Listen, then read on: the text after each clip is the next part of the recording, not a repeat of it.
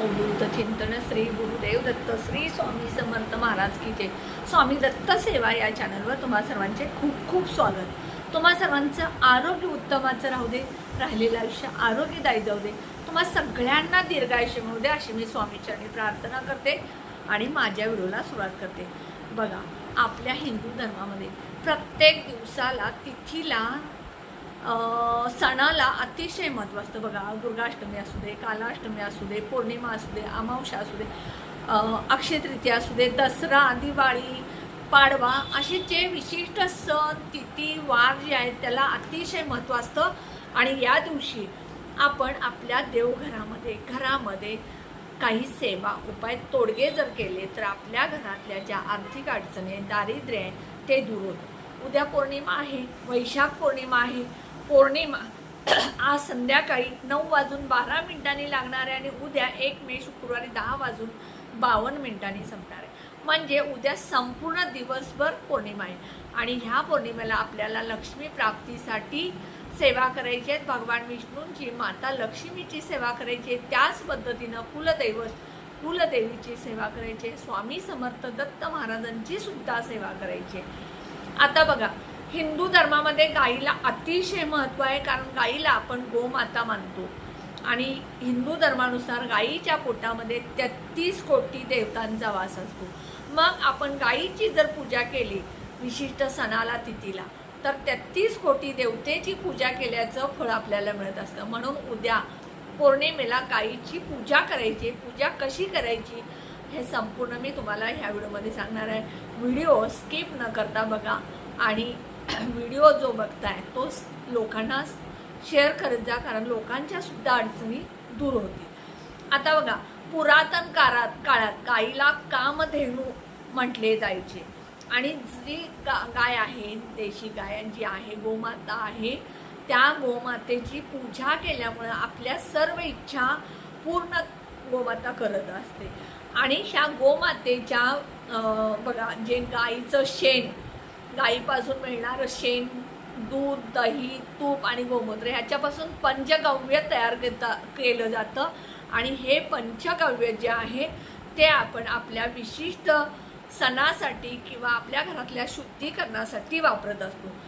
आणि गाईचं दूध तर आपण अमृत म्हणून त्याचा उपयोग करत असतो। गाईचं दूध जर अमृत म्हणून आपण ते जर घेतलं तर त्यानं आपली बुद्धी वाढते, आपल्या शरीराचे रोग जे आहेत ते दूर होतात। मग ते शरीरातले कोणतेही रोग आहेत ते त्या रोगापासून मुक्ती मिळते। तूप जे आहे गाईचं त्यापासून आपली स्मरणशक्ती वाढते। देशी गाईचं जर तुम्ही दूध आपल्या मुलांना आपण स्वतः दररोज जर खाल्लं तर तुमच्या बुद्धीमध्ये वाढ होईल, स्मरणशक्ती वाढेल। त्यानंतर बघा, उद्या आपल्याला गाईची पूजा करायची आहे। गाईची पूजा करत असताना आपल्याला काय करायचं आहे, गाईला एक वस्तू खाऊ घालायची आहे। ही वस्तू खाऊ घातल्यामुळे आपल्या सर्व अडचणी दूर होतील, आपल्या आयुष्यातील सर्व अडचणी दूर होऊन आपले कामं मार्गी लागतील, सर्व इडापिडा दूर होऊन दारिद्र्य संपेल, सगळं दारिद्र्य नष्ट होईल आणि आपल्या घराची प्रगती होईल।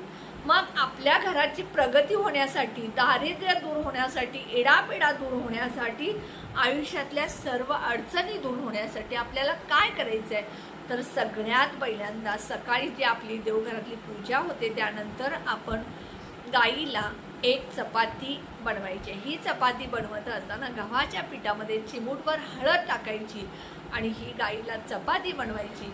ह्या चपातीवरती तुम्ही एक गुळाचा खडा, चपाती जी बनवता त्या चपातीवरती एक गुळाचा खडा आणि एक पिवळी केळी ठेवायची आणि त्यानंतर ही चपाती एका ताटामध्ये घ्यायचं, थोडंसं तांब्या भरून पाणी घ्यायचं, हळदी कुंकू घ्यायचं, अगरबत्ती घ्यायची आणि जिथे तुमच्या जवळपास देशी गाय आहे तिथे जा किंवा गोशाळा असेल, स्वामी समर्थ महाराजांच्या केंद्रामध्ये, मठामध्ये तुम्हाला शक्य असेल तर तिथे जा।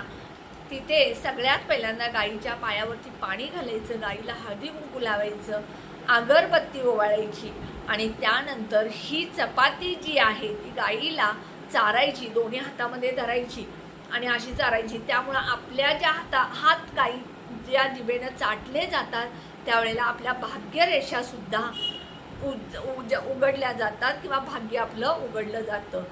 त्यामुळं तुमच्या हातूनच गाईला ही चपाती चारायची आणि गाईला शक्य असेल, गाय मारत नाही याची काळजी घ्या, मारणारी नसेल अशा गाईच्या ठिकाणी पूजा करा, 11 प्रदक्षिणा करा, दिगंबरा दिगंबरा श्रीपाद वल्लभ दिगंबरा म्हणत किंवा ओम नमो भगवते वासुदेवाय म्हणत 11 प्रदक्षिणा गाईला काढायच्या, गाईला प्रार्थना करायची.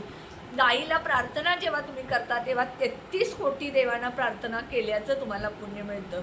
आणि सगळ्या तुमच्या घरातल्या इडापिडा, दारिद्र्य, अडचणी, कोणत्याही अडचणी असू दे, आर्थिक अडचणी असू दे, शारीरिक, मानसिक, अजून काय तुमच्या मुलांच्या शिक्षणाबद्दलच्या, लग्नाबद्दलच्या किंवा नोकरी व्यवसायाबद्दलच्या ज्या काय अडचणी आहेत, कुठलीही कठीणातील कठीण अडचण असू दे, ती अडचण गोमाता नक्कीच दूर करत असते. त्यामुळं उद्या तुम्ही नक्की गाईला 1 चपाती खायला घालायची आहे.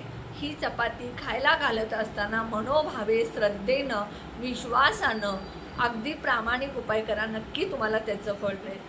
तुम्हाला शक्य असेल तर तुम्ही प्रत्येक गुरुवारी सुद्धा हा उपाय करू शकता, प्रत्येक पौर्णिमेला सुद्धा हा उपाय करू शकता. जर तुम्ही सलग 5, 7, 11 गुरुवार जर हा एक म्हणजे चपाती बनवायची, त्या चपातीला तूप लावायचं, 1 केळी आणि गुळाचा खडा ठेवायचा आणि हे चारायचं पूजा करून बघा. तुम्ही संकल्प करून जर 7 किंवा 11 गुरुवार गाईची पूजा केला तर तुमच्या घरातलं 100% दारिद्र्य दूर होऊन तुमच्या कठीणातील कठीण इच्छासुद्धा आहेत त्या पूर्ण होतील. किती अडचणी असतील त्या दूर होतील. नक्की हे उपाय करत जा. उपाय जे आहेत ते तुम्ही मी जे सांगितलेले आहेत ते श्रद्धेनं आणि विश्वासानं करायचे, कारण हे उपाय ज्योतिषशास्त्रानुसार असतात. त्यामुळे नक्की करा. व्हिडिओ कसा वाटला तुम्ही कमेंट बॉक्समध्ये व्हिडिओ सांगा. व्हिडिओला जास्तीत जास्त शेअर करा, लाईक करा, ऑल बटनला क्लिक करा. त्यामुळे माझे छोटे छोटे उपाय सेवा तोडगे घडतील. आणि जे कोणी माझे व्हिडिओ नवीन बघत असेल त्यांनी प्लीज माझ्या व्हिडिओला सबस्क्राईब करायला विसरू नका. व्हिडिओ कोणाचीही असू देत बघा, माझा सेवेचा असू दे, अजून कोण ताई सेवायचे उपाय सांगत असतील त्यांचे व्हिडिओ असू देत, आरोग्याचे व्हिडिओ असू देत, कॉमेडी व्हिडिओ असू देत, आरोग्यविषयक व्हिडिओ असू देत, डेली व्लॉगचे असू देत किंवा अजून पाकशास्त्राचे व्हिडिओ असू देत, जे कोणी व्हिडिओ बनवत असतं ते व्हिडिओ खूप मेहनतीनं बनवून तुम्हाला त्याची माहिती सांगितलेली असते. फक्त तुम्हाला ते ऐकून त्याप्रमाणे तुम्हाला करायचं आहे आणि एक सबस्क्राईब करायचं आहे. नक्की करा. व्हिडिओ नक्की बघा, संपूर्ण स्किप न करता बघा, तुम्हाला त्याचा फायदा होईल. श्री स्वामी समर्थ.